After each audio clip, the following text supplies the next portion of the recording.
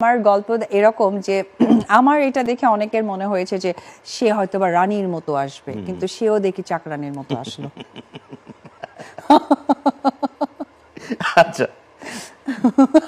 আচ্ছা, এবার আমরা একটু, যেহেতু কথা উঠলই রানী এবং চাকরানির বিষয়টা, তো আসলে সবার ভাগ্যে তো আর সব কিছু জোটেও না, আর ভাগ্যটাও কিছুটা তো জয় করে নিতে হয়, যেটা হয়তো অপু রানী হিসেবে জয় করেছে, আরেকজন চাকরানি হিসেবে পারেনি কিছু করতে। ব্যাপারটা তো তাই আসলে। তো এই জায়গাটা, এই এই এই যে এই পয়েন্টটা তুমি বললে, এই পয়েন্টটা দিয়েই আমরা এই সেকশনটা শেষ করতে চাই। এই পয়েন্টটার একটু ক্ল্যারিফিকেশন তোমার কাছ থেকে, কারণ নাম না উল্লেখ করে তোমার কাছ থেকে একটু জানতে চাই। তুমি যেটা উল্লেখ করলে মাত্র, কেন উল্লেখ করলে, কেন বললে? না, ওই সময় যেটা হয়েছিল যে অনেকের ধারণা ছিল যে আমি যে কাজটা করেছি টিভিতে, সে পৃথিবীর শ্রেষ্ঠ ভুল কাজ করেছি। হ্যাঁ হ্যাঁ, এবং সেটা আসলে আমি প্রফেশনালি হয়তো বা করে ফেলেছি। আমার যে সন্তান বা আমার সন্তানের যে একটা ইমোশনের ব্যাপার, বা আমি এই ইমোশনটা আমি চেয়েছি যে সাংসারিকভাবে প্রেজেন্ট হোক, কিন্তু সেটাকে অন্যভাবে প্রেজেন্ট করা হয়েছে, নেগেটিভ ভাবে, যেটার কারণে কিন্তু আমি না। তুমি কি এই জিনিসটা এর আগে ট্রাই করেছিলে, মানে এই ব্যাপারটাকে সলভ করার জন্য? অবশ্যই পারিবারিকভাবে তো অবশ্যই সেটাকে বলাই হয়, 100% পারিবারিকভাবে তো অবশ্যই বলতে হয়, কারণ পারিবারিকভাবে না বললে তো আর আমি এই জিনিসটা অবধি আসতাম না। কিন্তু তখনও মনে হয় রেজাল্টটা নেগেটিভ ছিল বলে তোমাকে এই উদ্যোগটা নিতে হয়েছে। না, রেজাল্টটা নেগেটিভ মানে কি, রেজাল্টটা মনে হচ্ছিল যে সামহাউ পেছন থেকে কেউ একটা টেনে ধরছে। তো টেনে ধরা জিনিসটাকে তো আমারই বাঁধনটা ছিঁড়তে হবে, কারণ এত টানলে তো হবে না। হ্যাঁ, আর বেশি টেনে ফেলছে, তাই বাঁধনটা ছিঁড়ে গেছে।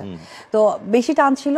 আর যে বিষয়টা নিয়ে তুমি আলাপ করতে বলছো, আসলে এই বিষয়টা আমি চাচ্ছি না আলাপ করতে, আমিও চাচ্ছি না। আমি খালি এক বাক্যে একটা কথা বলতে চাই যে আমার আব্রাম না থাকলো, আমার যদি আব্রামটা না থাকতো, বা আমার জয়টা না থাকতো, আমার সন্তানটা না থাকতো, তাহলে যে প্রসঙ্গটা বারবার আমাকে নিয়ে ঘিরে আসে না, আমি এই প্রসঙ্গটা আমার যোগ্য বলেই মনে করি না। কারণ যোগ্যতা একদিনে সৃষ্টি হয় না দাদা, যোগ্যতা সৃষ্টি করতে হয়। তো আমি আসলে তাকে আমার যোগ্যই মনে করতাম না।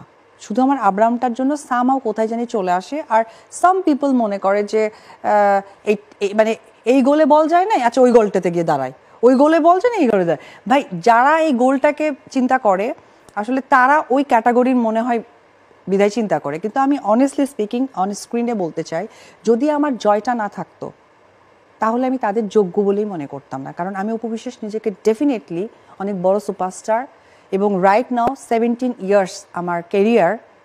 তো আমি এটাকে মনে করি অনেক প্রাউডলি আমি ইন্ডাস্ট্রির লোকের কাছে আছি।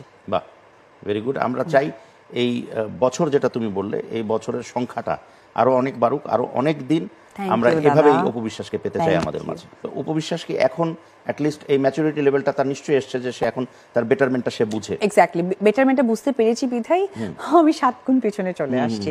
আর আমাকে যখন তারা রিচ করতে পারেননি, তখন নানানভাবে নিজেদেরকে ছড়িয়ে বেড়াচ্ছে।